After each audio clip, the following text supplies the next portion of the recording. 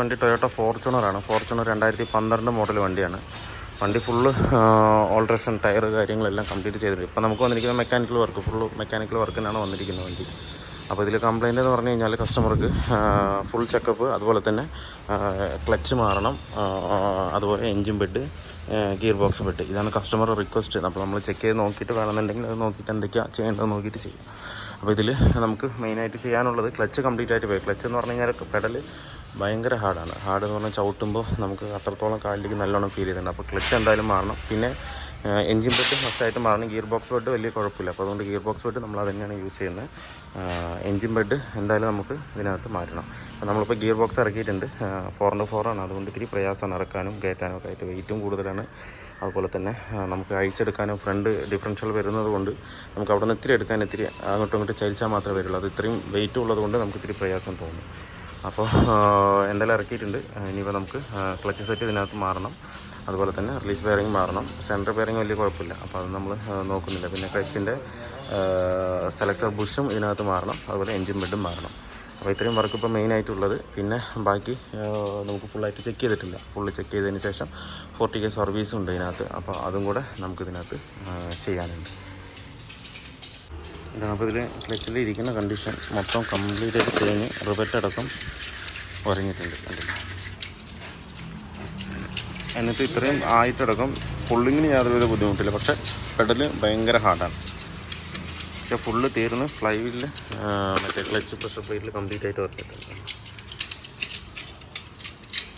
ഏകദേശം ഈ ഒരു അളവിൽ വേണം ഇൻഡിക്കേഷൻ നിൽക്കേണ്ടത്. കണ്ടില്ല. അതിപ്പോൾ കണ്ടീഷൻ എത്രത്തോളം.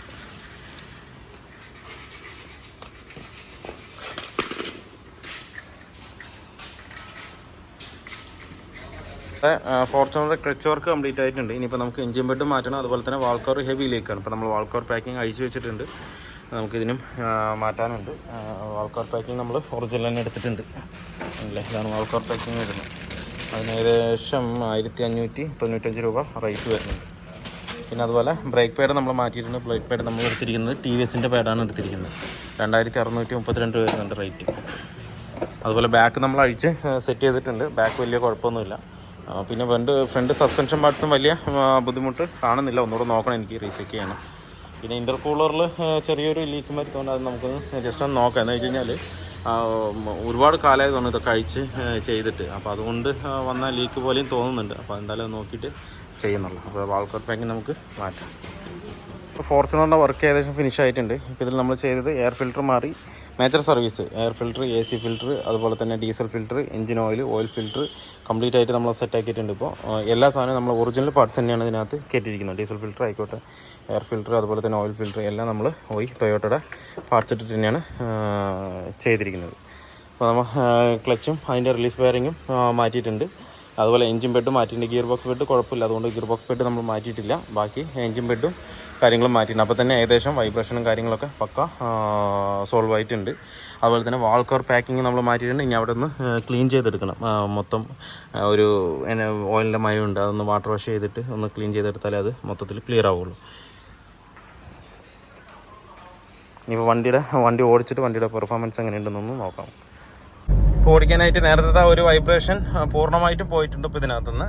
അതുമാത്രമല്ല ക്ലച്ചും ഭയങ്കരമായിട്ട് സ്മൂത്തായിട്ട്. നേരത്തെ എന്ന് പറഞ്ഞാൽ അത്രയും ഹാർഡായിരുന്നു, സ്ലിപ്പിംഗ് ആയിരുന്നു. കാണിച്ചു തന്നില്ലേ പഴയ ക്ലച്ച്. അത്രയും പെഡലിലേക്ക് നമുക്ക് കാലിലേക്ക് നല്ലോണം പ്രസ് ചെയ്താൽ മാത്രമേ, പവർ കൊടുത്താൽ മാത്രമേ നമുക്കത് ക്ലച്ച് അപ്ലൈ ചെയ്യാൻ പറ്റുള്ളൂ. ഇപ്പോൾ അത് പൂർണ്ണമായിട്ട് നമുക്ക് സോൾവ് ആയിട്ടുണ്ട്. ക്ലച്ച് ഭയങ്കര സ്മൂത്ത് ആയിട്ടുണ്ട് ഇപ്പം. അതുപോലെ ഗിയർ ചേഞ്ചിങ് ആയിക്കോട്ടെ, ബാക്കിയെല്ലാം പക്കാ ക്ലിയർ ആണ്. ഈ സെറ്റിൻ്റെ അവിടെ നിന്ന് മാത്രം ചെറിയൊരു വൈബ്രേഷൻ സൗണ്ട് വരുന്നുണ്ട്. അത് എക്സ്ട്രാ ഫിറ്റിംഗ് ഉള്ള സെറ്റാണ്. അതുകൊണ്ട് നമുക്ക് ആ ഒരു ഭാഗം തൊടാൻ ഇത്തിരി പ്രയാസമുണ്ട്. എന്താണെന്ന് വെച്ച് കഴിഞ്ഞാൽ എന്തെങ്കിലും ബുദ്ധിമുട്ട് വന്നു കഴിഞ്ഞാൽ നമുക്ക് ഒന്നും ചെയ്യാൻ പറ്റില്ല. അപ്പോൾ അതുകൊണ്ട് അത് മാത്രം ഞാനൊന്നും ചെയ്യുന്നില്ല. ആ സൈഡ് മാത്രം ഒരു കിറുകിറ് സൗണ്ട് വന്നുകൊണ്ടിരിക്കുന്നുണ്ട്. ബാക്കി യാതൊരുവിധ സൗണ്ടോ കാര്യങ്ങളോ ഒന്നുമില്ല. അത്യാവശ്യം നല്ല പുള്ളിങ് തന്നെ ഇപ്പോൾ ഉണ്ട് ഇതിനകത്ത്. നേരത്തെ സ്ലിപ്പ് ചെയ്ത് ഓടിയത് കൊണ്ട് പുള്ളിങ്ങിന് നല്ലോണം കുറവുണ്ടായിരുന്നു. പക്ഷേ ഇപ്പോൾ പക്ക സോൾവ് ആയിട്ട്. പിന്നെ സസ്പെൻഷൻ പാർട്സ് ഒന്നും വലിയ കുഴപ്പമില്ല. പക്ക നീറ്റ് വണ്ടി തന്നെയാണ്. വേറെ കംപ്ലൈൻറ്റോ കാര്യങ്ങളൊന്നുമില്ല. ബോൾ ജോയിൻ്റ് ആയിക്കോട്ടെ, ടയർ റോഡിൻ്റെ ആയിക്കോട്ടെ, എന്നിനും യാതൊരുവിധ ബുദ്ധിമുട്ടുകളോ കാര്യങ്ങളോ ഒന്നുമില്ല. മറ്റേ എന്താ പറയുക, ഷെയ്ക്കോ കാര്യങ്ങളോ ഒന്നുമില്ല. അപ്പോൾ അതുകൊണ്ട് നമ്മൾ അതൊന്നും ചെയ്തിട്ടില്ല. ഇതിലിപ്പോൾ നമ്മൾ മേജർ സർവീസ്, ക്ലച്ച്, അതുപോലെ എന്താ പറയുക എഞ്ചിൻ ബെഡ് ഇതിനകത്ത് മാറിയിട്ടുണ്ട്, വാൾക്കോർ പാക്കിംഗ് മാറിയിട്ടുണ്ട്. ഇത്രയും വർക്കാണ് നമ്മൾ ഇതിനകത്ത് ചെയ്തിരിക്കുന്നത്. പിന്നെ ടയറൊക്കെ അപ്സൈസ് ചെയ്തുകൊണ്ട് ഓഫ് റോഡ് ടയറാണ് ഇതിനകത്ത് കയറ്റിയിരിക്കുന്നത്. അതുകൊണ്ട് നമുക്ക് വണ്ടി ഓടിക്കുമ്പോൾ ഒരു ഹമ്മിങ് നോയ്സ് ഇതിനകത്ത് നല്ലോണം വരുന്നുണ്ട്. എന്ന് പറഞ്ഞിട്ടുള്ള ഒരു നോയ്സ് ഇതിനകത്ത് വരുന്നുണ്ട്. അത് ഇത്തിരി നമുക്ക് നോർമൽ വണ്ടി അപേക്ഷിച്ചിട്ട് സൗണ്ട് ഇത്തിരി കൂടുതലാണ്, ഒരു ഹമ്മിങ് നോയ്സ്. അപ്പോൾ അത് കേൾക്കുമ്പോൾ നമുക്കൊരു ചെറിയൊരു വീൽ ബെയറിങ് പോയൊരു ഫീൽ പോലെയൊക്കെ തോന്നും. പക്ഷേ അതിൻ്റെ എല്ലാം ടയറിൻ്റെ കംപ്ലൈൻ്റ് ആണ് അത്. ബാക്കി എല്ലാം കൊണ്ടും പക്ക ഓക്കെ തന്നെയാണ്. ഇതിപ്പോൾ ഞാൻ 50 കിലോമീറ്റർ സ്പീഡും 50 കിലോ തന്നെയാണ് പോകുന്നത്. യാതൊരുവിധ വൈബ്രേഷനോ കാര്യങ്ങളൊന്നുമില്ല. ക്ലച്ചിൻ്റെ ഭാഗം നല്ല സ്മൂത്ത് ഉണ്ട്, ഓടിക്കാൻ തന്നെ നല്ല രസമുണ്ട്. അതിപ്പോൾ കസ്റ്റമർ ഓടിച്ചാൽ തന്നെ അവർക്ക് മനസ്സിലാവും അത് ക്ലച്ചിൻ്റെ ചവിട്ടുമ്പോഴും അതുപോലെ റണ്ണിങ്ങിൻ്റെ ഇതാണെന്നുണ്ടെങ്കിൽ എല്ലാം ഓടിച്ച് നോക്കുമ്പോൾ തന്നെ കറക്റ്റായിട്ട്. അതുപോലെ തന്നെ നമ്മൾ ഇതിൻ്റെ ബ്രേക്ക് പാഡും ഇതിനകത്ത് മാറിയിട്ടുണ്ട്. ടി വി എസിൻ്റെ ബ്രേക്ക് പാഡാണ് ഇതിനകത്ത് കയറ്റിയിരിക്കുന്നത്. ടി വി എസ് തന്നെയാണ് നമുക്ക് ഒറിജിനൽ വരുന്നത് തന്നെ. അപ്പോൾ ആ ടി വി എസിൻ്റെ ബ്രേക്ക് പാഡ് തന്നെയാണ് നമ്മൾ ഇതിനകത്ത് സെറ്റ് ചെയ്തിരിക്കുന്നത്.